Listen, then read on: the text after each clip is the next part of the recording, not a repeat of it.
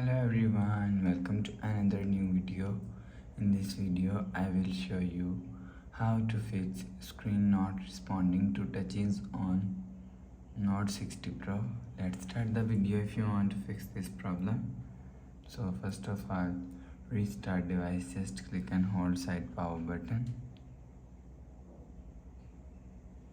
and click on this restart icon. Again tap on this restart icon, you will see phone is restart.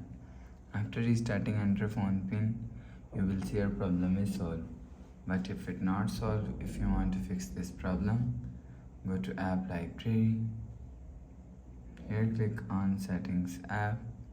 Now in setting, scroll down to and click on system and click on reset phone. If you want to fix this problem, so click on reset all settings. Click on reset.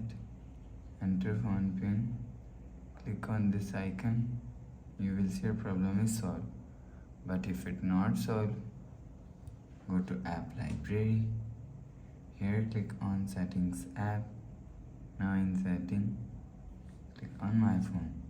You will check your software update is latest. If it not latest, update your software latest. After update software latest, go back to home screen.